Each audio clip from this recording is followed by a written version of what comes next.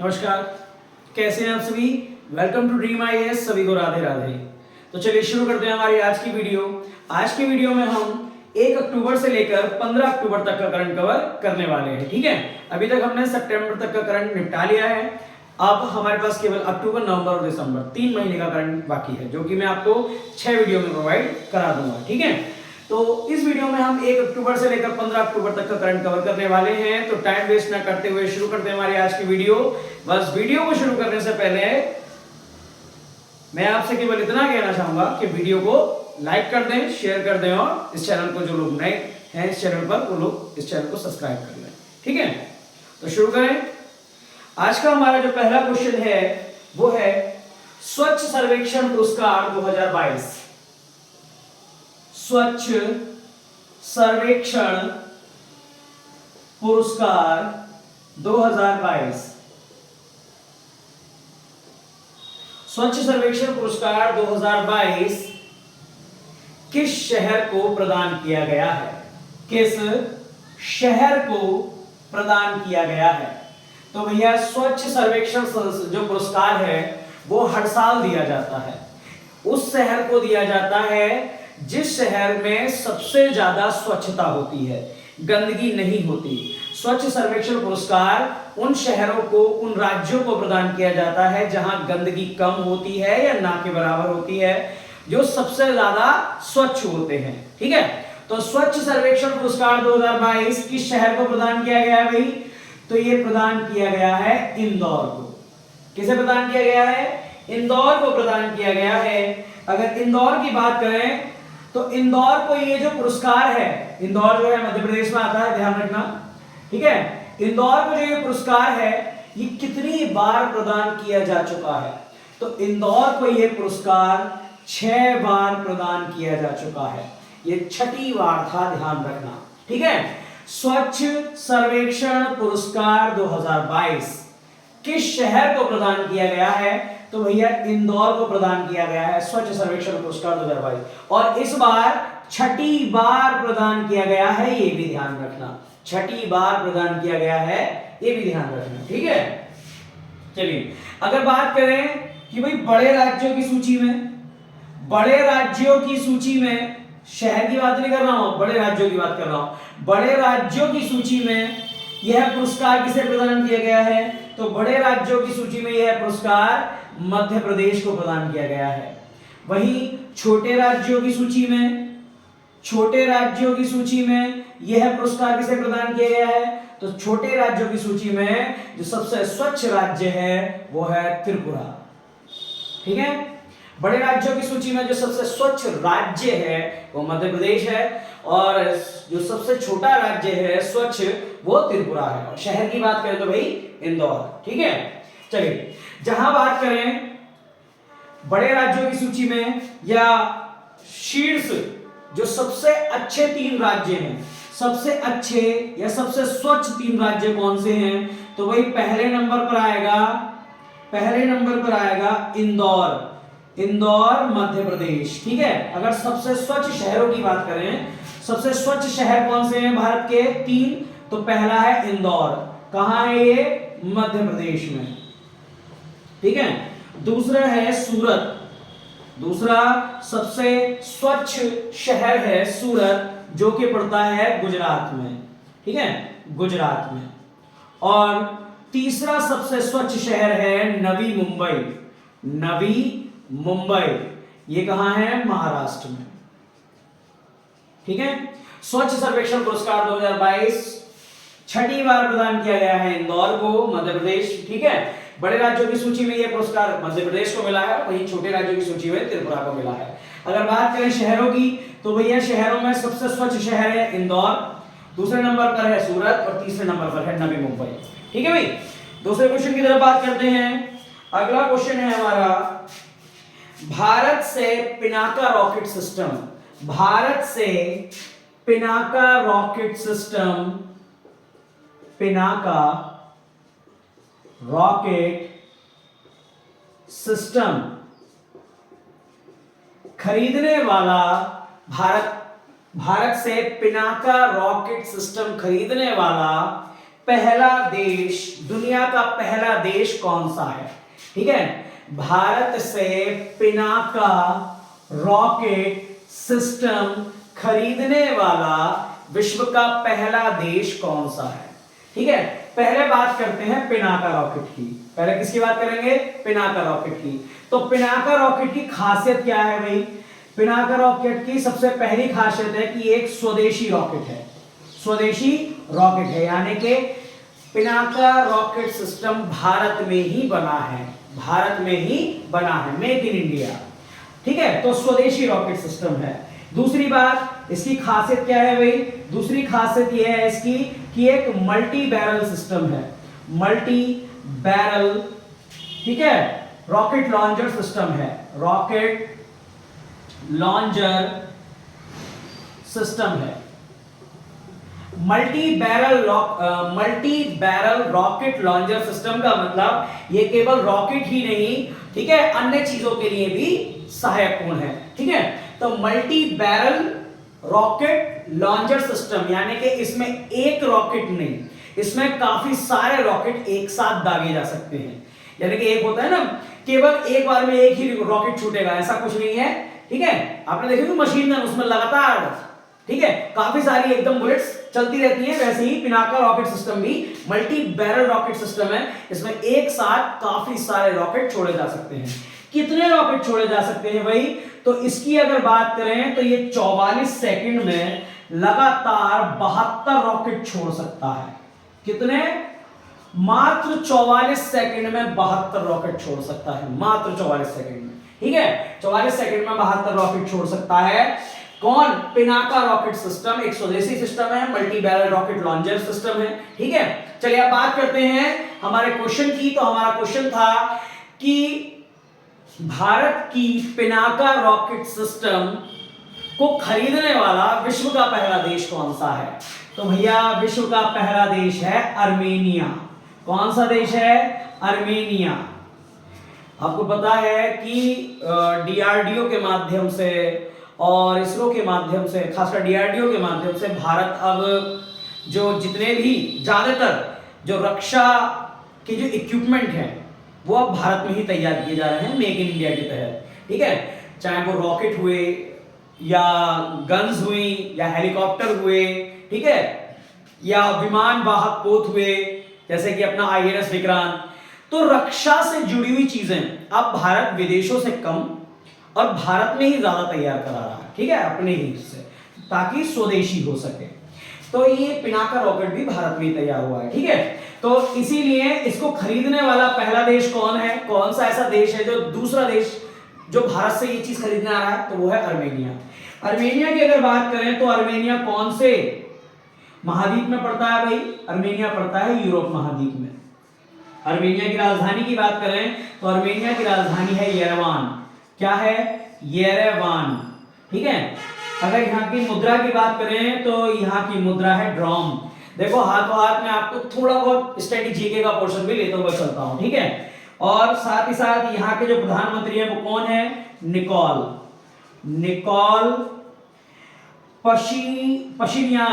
पशिन्यान। इनके नाम याद नहीं हो पाते मुझे भी। ठीक है, ये दिक्कत मेरे साथ भी है। चलिए अर्मेनिया की बात करें तो अर्मेनिया यूरोप का एक देश है। यहाँ की राजधानी है येरेवान, यहाँ की जो मुद्रा है वो ड्रॉम है और यहाँ के जो प्रधानमंत्री है वो निकोल पशिन्यान है। ठीक है, अर्मेनिया पहला विश्व का ऐसा देश है जो भारत के पिनाका रॉकेट सिस्टम को जिसने खरीदा है। ठीक है, पिनाका रॉकेट सिस्टम के बारे में मैंने आपको बता ही दिया है। चलिए बढ़े हमारे अगले क्वेश्चन की तरफ। आज का हमारा अगला क्वेश्चन है, चलिए अगला क्वेश्चन है हमारा क्रिकेट महिला एशिया कप 2022। क्रिकेट महिला एशिया कप 2022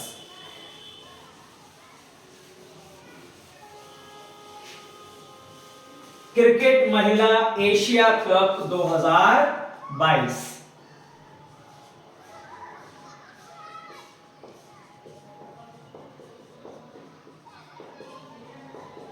देखिए इसमें दो चीजें हैं।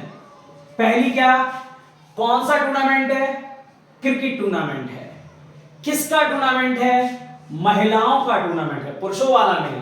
दूसरी चीज, किस प्रकार का टूर्नामेंट है? वर्ल्ड वर्ल्ड कप है या नेशनल लेवल का है? ये एशिया लेवल का है। ठीक है, तो तीन चीजें हमने देख ली इसमें। क्रिकेट एशिया कप 2022, क्रिकेट की बात चल रही है, पुरुषों की नहीं महिलाओं की बात चल रही है, वर्ल्ड कप की बात नहीं चल रही, एशिया कप की बात चल रही है। तो क्रिकेट महिला एशिया कप 2022 का खिताब किसने जीता है? का खिताब जीता है भारत ने। किसने जीता है भाई? भारत ने जीता है। अच्छा, किसे हराकर जीता है ये खिताब? तो ये खिताब जीता है भारत की महिला क्रिकेट टीम ने जीता है। और किसे हराकर जीता है? श्रीलंका को हराकर जीता है भाई। ठीक है। अच्छा, आयोजन कहां हुआ था? आयोजन क्रिकेट महिला एशिया कप 2022 का जो आयोजन हुआ था वो हुआ था बांग्लादेश में। कहां पर हुआ है? बांग्लादेश में। ठीक है। अच्छा, इस बार संस्करण कौन सा था? संस्करण मतलब कितनी बार हो चुका है? तो संस्करण कौन सा था भाई? 8वां संस्करण था। और एक विशेष चीज मैं आपको बता देता हूं। विशेष चीज क्या है? देखिए, क्रिकेट महिला एशिया कप 2022 किसने जीता है? भारत ने। ठीक है। अब तक कितनी बार हो चुका है? 8 बार। और भारत जो इस बार जीता है वो कितनी बार जीत चुका है? इसे 7वीं बार जीत चुका है। 8 बार टोटल हुआ है और हमारे भारत की महिला क्रिकेट टीम अब तक इसे 7 बार जीत चुकी है। 8 में से 7 बार। ठीक है। इस बार किसे हराया? श्रीलंका को। और आयोजन कहां हुआ है? बांग्लादेश में। क्लियर है भाई? आगे बढ़े। चलिए, अगला क्वेश्चन है हमारा। प्रधानमंत्री नरेंद्र मोदी ने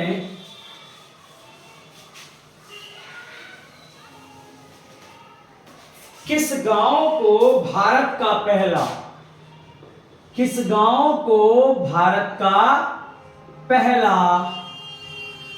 24/7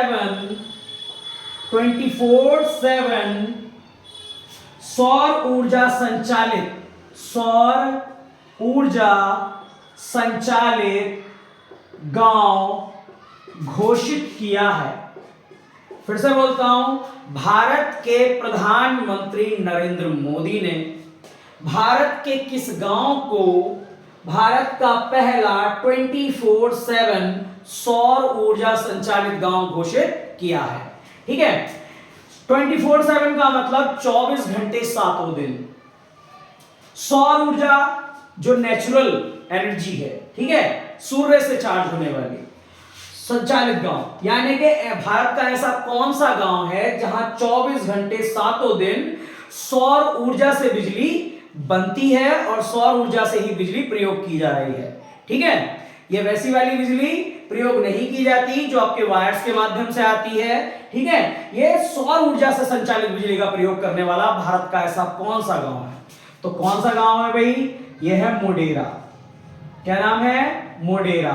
मोढेरा पड़ता है गुजरात में। गुजरात का मोढेरा गांव या गुजरात का मोढेरा जिला, ठीक है, 24/7 सौर ऊर्जा से संचालित क्षेत्र है। ठीक है, यह गांव है।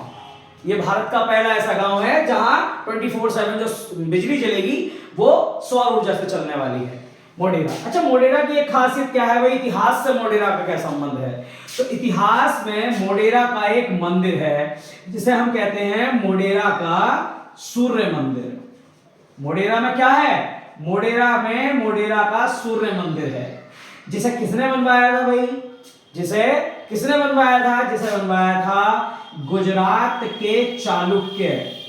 गुजरात के चालुक्य, जिन्हें हम क्या कहते हैं? जिन्हें हम सोलंकी वंश भी कहते हैं, सोलंकी शासक भी कहते हैं। ठीक है।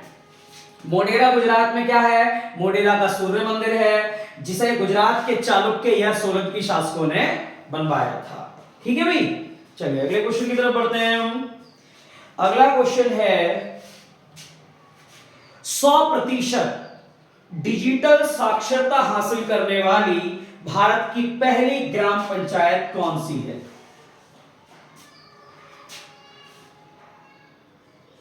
100% डिजिटल साक्षरता हासिल करने वाली भारत की पहली ग्राम पंचायत कौन सी है? 100% डिजिटल साक्षरता हासिल करने वाली भारत की पहली ग्राम पंचायत कौन सी है भाई? यानी कि डिजिटल साक्षरता का मतलब डिजिटल रूप से साक्षर होना, यानी कि आपको ऑनलाइन बैंकिंग वगैरह, ठीक है, ऑनलाइन ट्रांजैक्शन वगैरह, ये सारी चीजें आनी चाहिए। या और ऑनलाइन बहुत सी ऐसी चीजें हैं जो मोबाइल के माध्यम से, कंप्यूटर के माध्यम से या इंटरनेट के माध्यम से हम प्रयोग करना सीख रहे हैं और उस चीज को हम बढ़ावा दे रहे हैं, ठीक है। तो ऐसी कौन सी ग्राम पंचायत है भारत की पहली जो 100% डिजिटल साक्षरता जिसने प्राप्त कर ली हो? 100% जो वहां पर काम हो रहे हैं ग्राम पंचायत के, वो केवल डिजिटल रूप से हो रहे हैं। ऐसे ही कौन सी ग्राम पंचायत है भाई? तो इस ग्राम पंचायत का नाम है पुल्लमपारा। क्या नाम है? पुल्लमपारा। कहां की है भाई? ये है केरल की। केरल की एक ग्राम पंचायत है जिसका नाम है पुल्लमपारा, ठीक है। ये 100% डिजिटल रूप से साक्षरित पहली ग्राम पंचायत है, ठीक है। चलिए आगे बात करें अगले क्वेश्चन की तरफ। समझ पाए या नहीं पहले तो ये बताओ। यानी कि यहां पर जितने भी ग्राम पंचायत से जुड़े हुए जितने भी काम होंगे वो पेपर पर नहीं होंगे अब, ठीक है, पेपर पर नहीं होंगे, इलेक्ट्रॉनिक माध्यम से होंगे, इंटरनेट के माध्यम से होंगे। तो 100% डिजिटल साक्षरता हासिल करने वाली भारत की पहली ग्राम पंचायत है केरल की पुल्लमपारा, ठीक है। चलिए आगे बात करते हैं अगला क्वेश्चन। अगला क्वेश्चन है पर्यटन को बढ़ावा देने के लिए, पर्यटन को बढ़ावा देने के लिए प्रधानमंत्री नरेंद्र मोदी के द्वारा, पर्यटन को बढ़ावा देने के लिए प्रधानमंत्री नरेंद्र मोदी के द्वारा दुनिया का सबसे बड़ा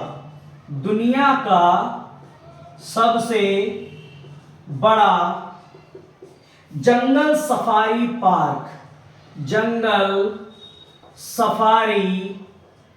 पार्क कहां स्थापित किया जाएगा या किया जा रहा है, ठीक है, किया जा रहा है, क्योंकि 2022 का करंट पढ़ रहे हैं हम, तो 2023 में किया जा रहा है।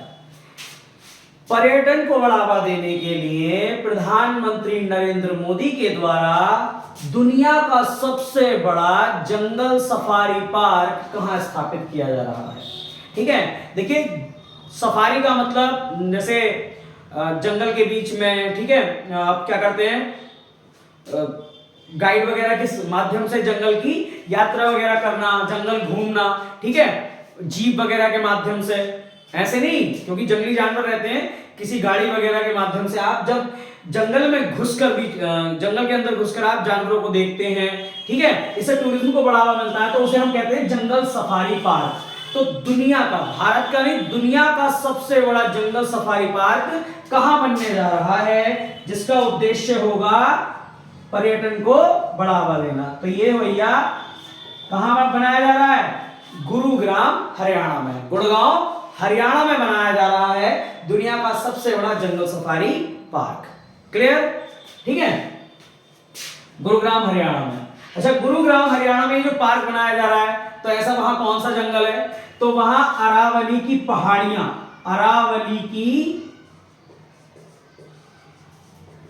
की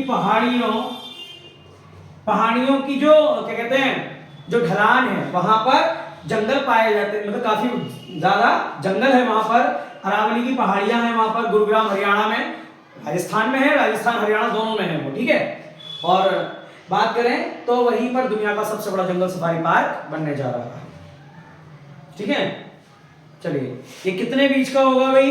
ये लगभग 10,000 एकड़ में फैला हुआ होगा, 10,000 एकड़ में फैला हुआ होगा, ठीक है, काफी बड़ा हो गया, 10,000 एकड़, 10,000 एकड़ में फैला हुआ होगा दुनिया का सबसे बड़ा पार्क, जंगल सफारी पार्क। अगला क्वेश्चन है विश्व एथलेटिक्स चैंपियनशिप 2022, विश्व एथलेटिक्स चैंपियनशिप 2022, विश्व एथलेटिक्स चैंपियनशिप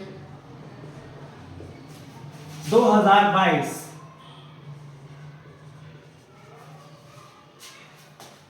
2022 खेलों का आयोजन कहां किया गया?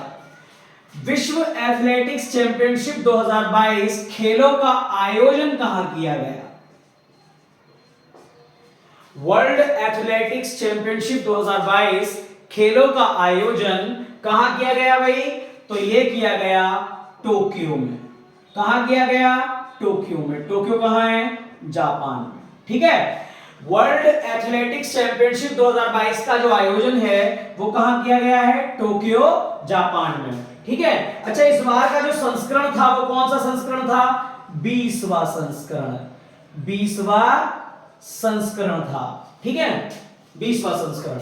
आगे बात करें तो 20वां संस्करण तो हो गया टोक्यो, जापान में। अब बात करें तो 19वां संस्करण।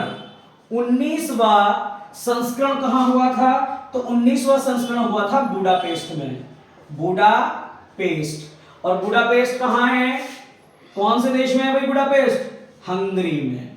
ठीक है। अब बात करें 19वां संस्करण भी, तो 18वां संस्करण कहां हुआ था? तो इसका 18वां संस्करण हुआ था यूजीन में। कहां? यूजीन में। यूजीन कहां है? अमेरिका में। अमेरिका। ठीक है।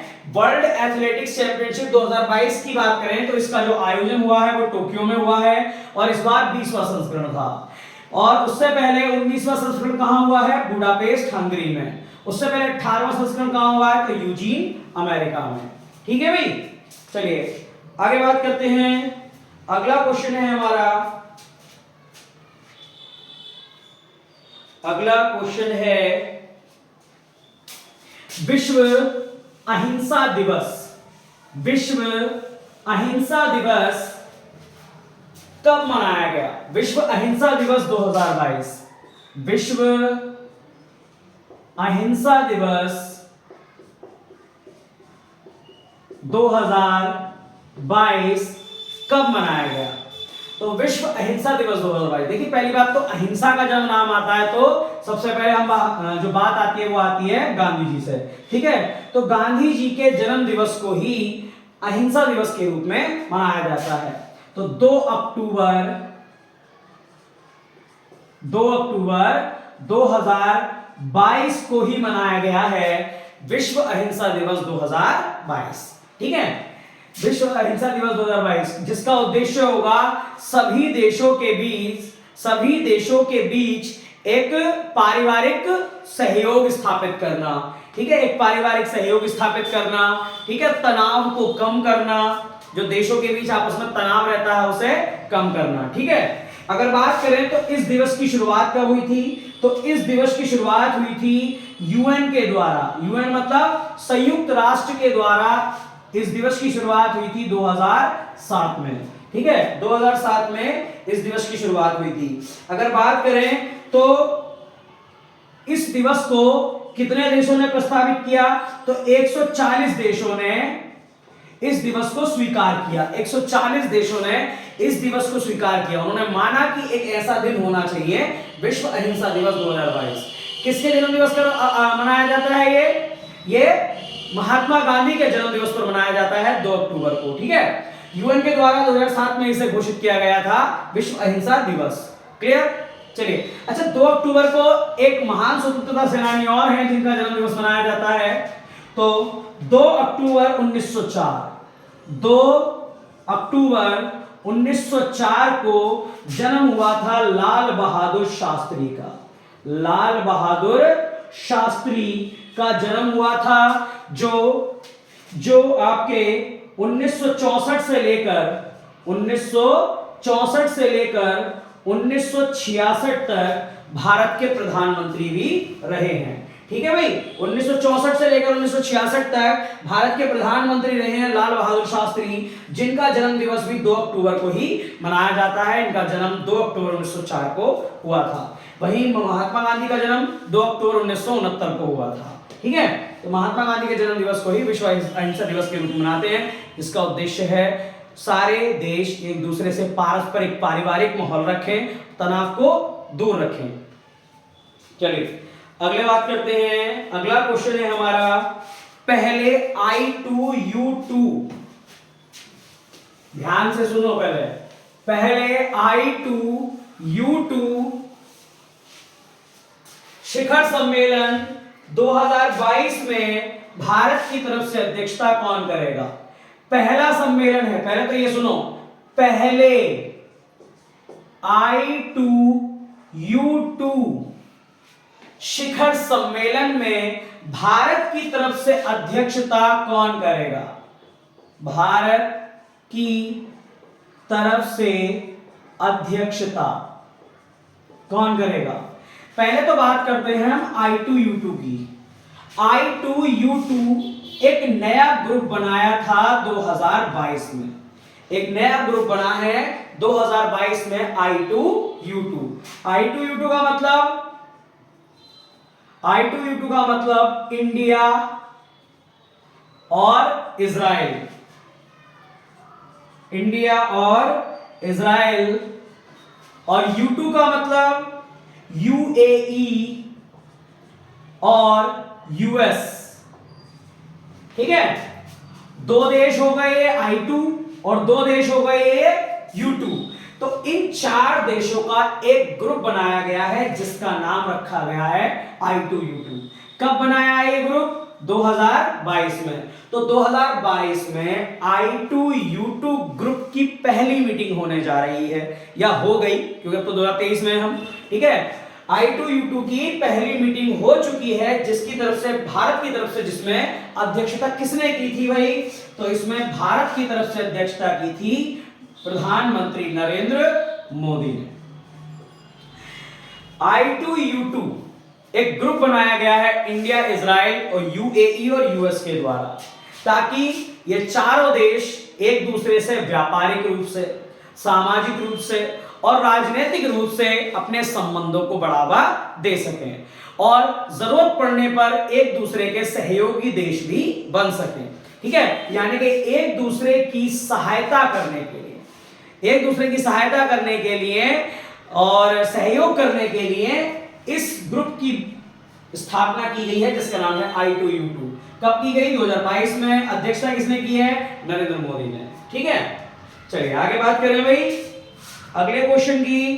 तो अगला क्वेश्चन है हमारा, केंद्रीय गृह मंत्री अमित शाह, केंद्रीय गृह मंत्री अमित शाह ने, केंद्रीय गृह मंत्री अमित शाह ने किस राज्य या केंद्र शासित प्रदेश के, किस राज्य या केंद्र शासित प्रदेश के पहाड़ी लोगों को, पहाड़ी लोगों को अनुसूचित जनजाति में शामिल करने की घोषणा की है? ठीक है, भारत के गृह मंत्री अमित शाह ने किस राज्य या केंद्र शासित प्रदेश के पहाड़ी लोगों को, सभी को नहीं, कुछ लोगों को, मैं भी बताऊंगा कौन लोग थे। ठीक है, भारत के गृह मंत्री अमित शाह ने किस राज्य या केंद्र शासित प्रदेश के पहाड़ी लोगों को अनुसूचित जाति, अनुसूचित जनजाति, अनुसूचित जनजाति का दर्जा देने की घोषणा की है भाई? तो किस राज्य या केंद्र शासित प्रदेश के लोगों को? तो जम्मू एवं कश्मीर के, जम्मू एवं कश्मीर, जम्मू एवं कश्मीर के पहाड़ी लोगों को गृह मंत्री अमित शाह ने अनुसूचित जनजाति का दर्जा देने की घोषणा की है। अच्छा, जम्मू कश्मीर के किन पहाड़ी लोगों को? तो भैया जम्मू कश्मीर के गुज्जर और जम्मू कश्मीर के बकरवाल, बकरवाल समुदाय के जो लोग हैं, जम्मू कश्मीर के गुज्जर और जम्मू कश्मीर के बकरवाल समुदाय के जो लोग हैं, उन्हें गृह मंत्री अमित शाह ने, ठीक है, अनुसूचित जनजाति में, अनुसूचित जनजाति में लाने की घोषणा की है। चलिए आगे बात करें। अगला, कभी कभी शब्द मुंह पर नहीं आते एकदम से। ठीक है, चलिए अगला क्वेश्चन है और बहुत इंपॉर्टेंट क्वेश्चन है। अगला क्वेश्चन है हमारा, भारतीय रिजर्व बैंक यानी कि RBI, भारतीय रिजर्व बैंक ने 2022 में, भारतीय रिजर्व बैंक ने, आरबीआई ने 2022 में रेपो दर 5.40 से बढ़ाकर कितनी कर दी है? ठीक है, रेपो दर क्या होती है इस बारे में भी अभी बात करेंगे। पहले क्वेश्चन लिखें आप कि भारतीय रिजर्व बैंक ने 2022 में रेपो दर को 5.40 से बढ़ाकर कितना कर दिया है? कितने प्रतिशत कर दिया है भाई?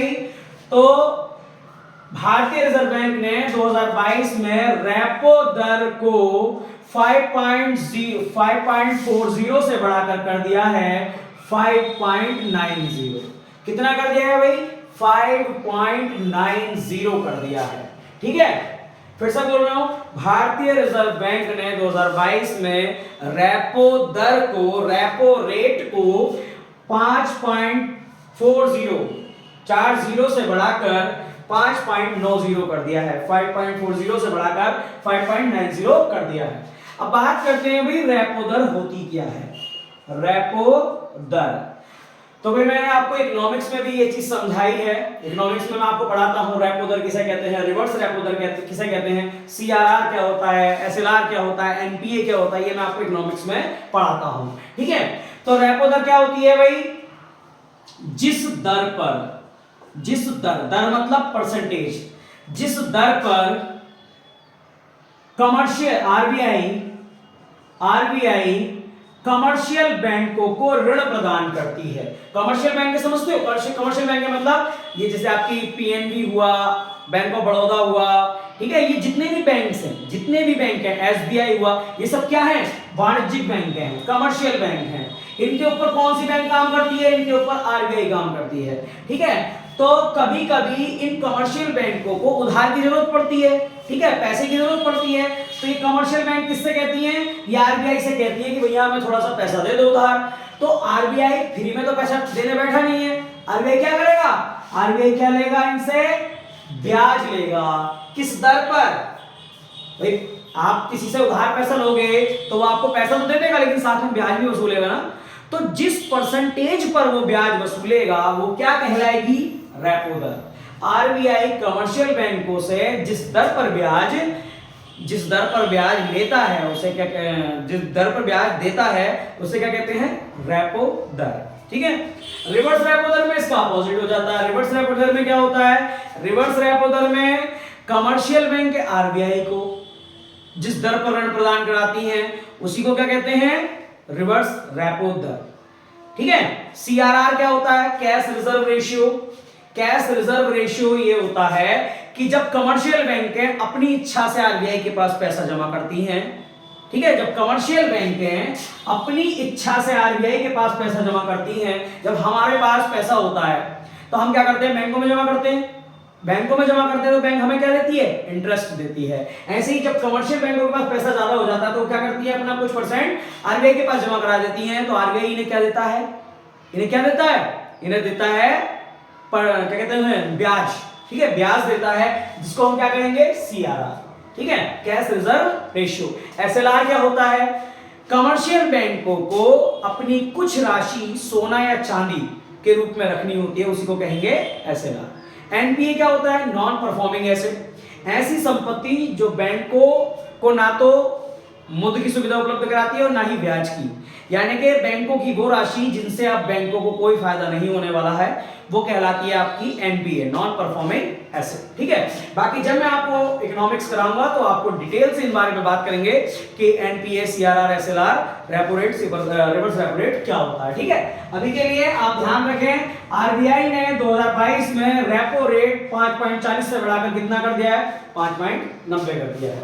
ठीक है भाई, चलिए आगे बात करते हैं। अगला क्वेश्चन है हमारा, किस देश के प्रधानमंत्री शिंजो एबे को, बहुत से समझ गए होंगे भैया किस देश के शिंजो एबे, ठीक है, क्योंकि काफी अच्छे लीडर थे। किस देश के प्रधानमंत्री शिंजो एबे को भारत सरकार द्वारा मरणोपरांत पद्म विभूषण दिया गया है। पद्म विभूषण दिया गया है मरणोपरांत। मरणोपरांत मतलब इनकी मृत्यु के बाद। इनकी मृत्यु हो गई थी चुनाव अभियान के दौरान, इन्हें गोली मार दी गई थी जापान में। ठीक है, तो बात करें किस देश के प्रधानमंत्री शिंजो एबे को उनकी मृत्यु के बाद भारत सरकार द्वारा पद्म विभूषण देने की घोषणा की गई है, दिया गया है, तो ये जापान के प्रधानमंत्री थे शिंजो एबे। जब इन्हें ये चुनाव अभियान के दौरान इनके गोली मार दी गई थी, तो भारत सरकार ने इन्हें मरणोपरांत पद्म विभूषण देने की घोषणा की थी और दिया भी था। ठीक है, हाँ, पद्म विभूषण पुरस्कारों की या पद्म पुरस्कारों की घोषणा गणतंत्र दिवस के अवसर पर की जाती है, ये ध्यान रखना। 26 जनवरी के अवसर पर की जाती है पद्म पुरस्कारों की घोषणा। अगला क्वेश्चन है राष्ट्रीय आपदा प्रबंधन प्राधिकरण। राष्ट्रीय आपदा प्रबंधन प्राधिकरण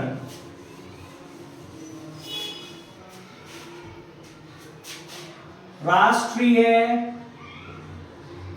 आपदा प्रबंधन प्राधिकरण नेशनल डिजास्टर नहीं NDRMA, हाँ, national disaster management authority NDMA, राष्ट्रीय आपदा प्रबंधन प्राधिकरण नेशनल डिजास्टर मैनेजमेंट अथॉरिटी के नए निदेशक कौन बने हैं? पहले बात करते हैं एनडीएमए की। एनडीएमए है क्या? ठीक है, एनडीएमए की बात करें तो एनडीएमए की स्थापना हुई थी 2005 में। नेशनल डिजास्टर मैनेजमेंट अथॉरिटी की स्थापना हुई थी 2005 में। इसका मुख्यालय कहाँ है भाई? इसका मुख्यालय है नई दिल्ली में। इसका कार्य क्या है? इसका कार्य है डिजास्टर यानी कि आपदा के समय लोगों को सहायता प्रदान करना। आपदा के समय सहायता प्रदान करने के लिए एक ग्रुप बनाया गया था 2005 में, जिसका नाम है नेशनल डिजास्टर मैनेजमेंट अथॉरिटी, राष्ट्रीय आपदा प्रबंधन प्राधिकरण। इसका मुख्यालय नई दिल्ली में है। हाल ही में यानी कि 2022 में इसके नए निदेशक बने हैं। कौन बने हैं भाई? ये है मृणालिनी श्रीवास्तव।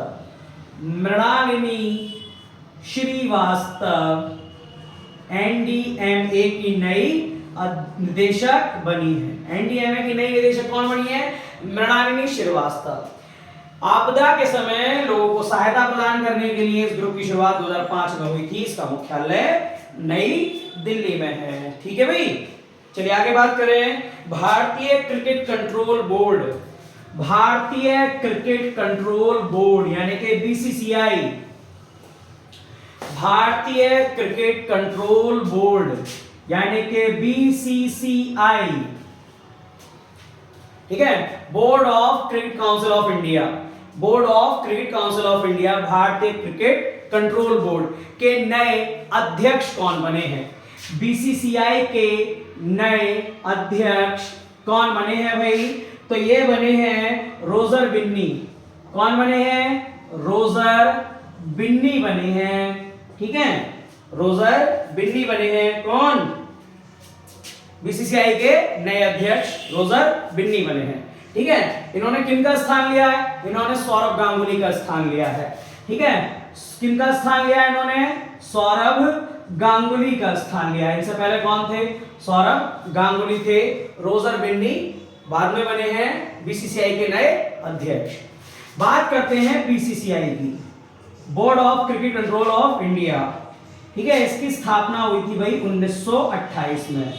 इसका मुख्यालय है मुंबई में। इसके मुख्यालय है मुंबई में। अध्यक्ष मैंने आपको बताया कि रोजर बिन्नी है। उपाध्यक्ष कौन है इसके? उपाध्यक्ष कौन है भाई? राजीव शुक्ला, राजीव शुक्ला। ठीक है, इसके कोषाध्यक्ष नहीं, सचिव कौन है?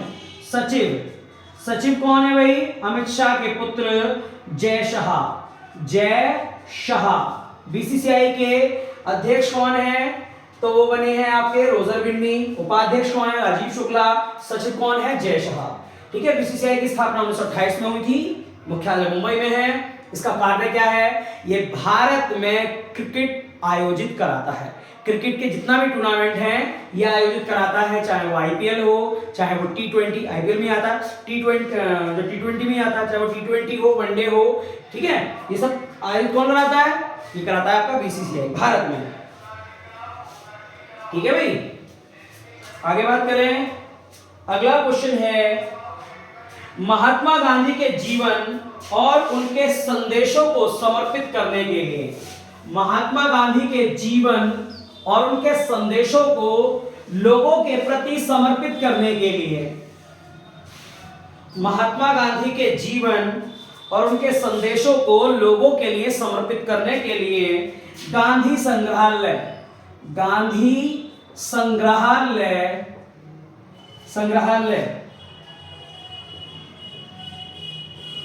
ठीक है, संग्रहालय, ठीक तो है, संग्रहालय, ठीक है। संग्रहालय किस देश में खोला गया है? मैं राज्य की बात नहीं कर रहा हूं, मैं देश की बात कर रहा हूं।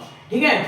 महात्मा गांधी के जीवन और उनके संदेशों को लोगों तक पहुंचाने के लिए, लोगों को समर्पित करने के लिए किस देश में गांधी संग्रहालय खोला गया है? तो भैया किस देश में खोला गया है?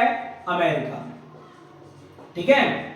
अमेरिका में गांधी संग्रहालय खोला गया है, जहां पर महात्मा गांधी के जन्म से लेकर मृत्यु तक जितने भी चीजें हैं, महात्मा गांधी की पत्रिकाएं हुई, महात्मा गांधी के आंदोलन हुए, महात्मा गांधी के जितने भी अधिवेशन वगैरह या कुछ भी A to Z, ठीक है, उन सब से संबंधित आपको सभी जानकारी कहां मिलेगी? गांधी संग्रहालय में, जो कहां है? अमेरिका में। ठीक है। जो अब खोला गया है अमेरिका के द्वारा। ये सब तो भारत में मिल जाएगी, लेकिन भारत से बाहर, भारत से बाहर। ठीक है, ये ध्यान रखना।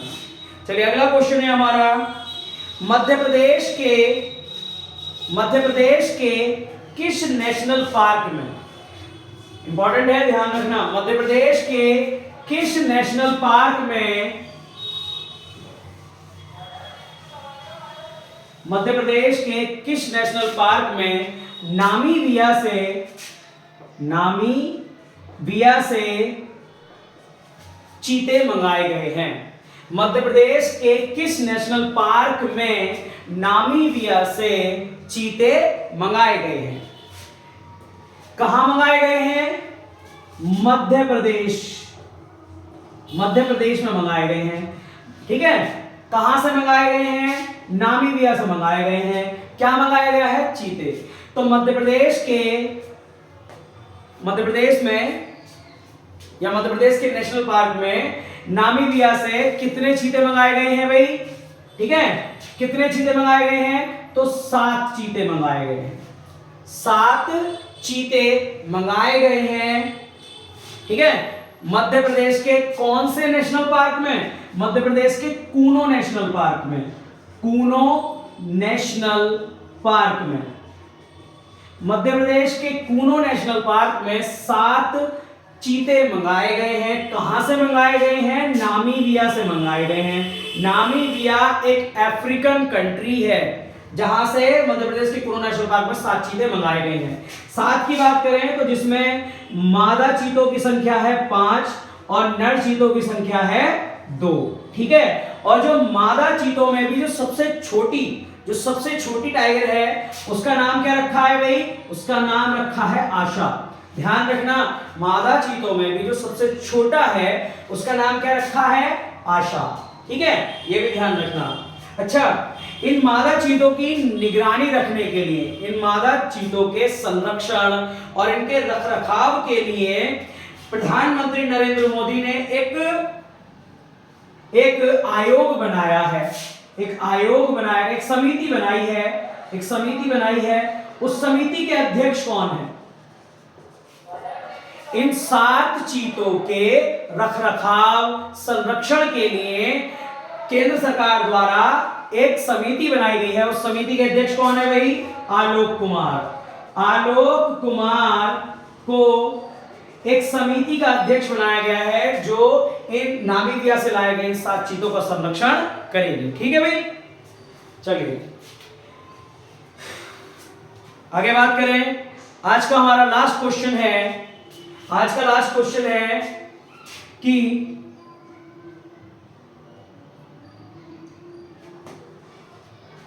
1 अक्टूबर 2022 को गृह मंत्रालय द्वारा 1 अक्टूबर 2022 को गृह मंत्रालय द्वारा किन क्षेत्रों में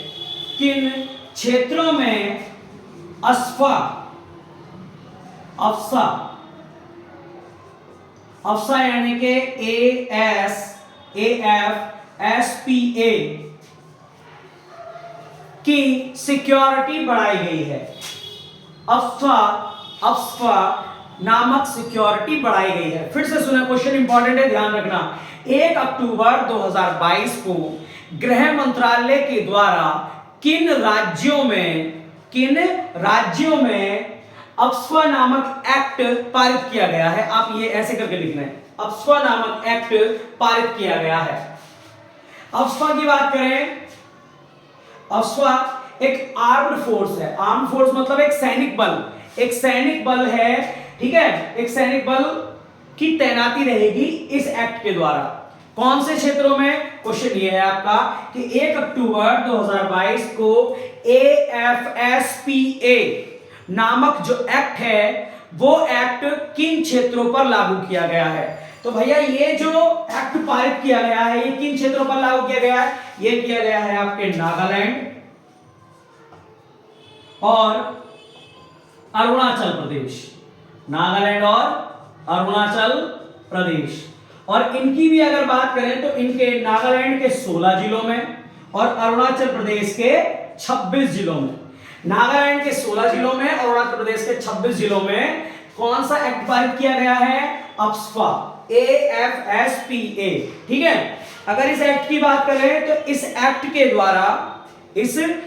के द्वारा जितनी भी गतिविधि होती हैं, जो गलत गतिविधियां होती हैं, वो रोकने के लिए इस एक्ट को लगाया जाता है। यहां पर किसी प्रकार एक प्रकार के विशेष सुरक्षा बल जैसे आर्म्ड फोर्स, ठीक है, यानी कि बॉर्डर सिक्योरिटी फोर्स जैसे होती है, ऐसे ही एक सैनिक सुरक्षा बल को तैनात किया जाता है। यहां पर अगर कोई भी व्यक्ति गलत गतिविधियों में पाया जाता है तो उसे बिना वारंट के शूट करने का ऑर्डर दे दिया जाता है। बिना वारंट के शूट करने का ऑर्डर दे दिया जाता है इस एक्ट के द्वारा, ठीक है। अगर इस एक्ट की बात करें तो इस एक्ट की जो फुल फॉर्म है वो है आर्म्ड फोर्स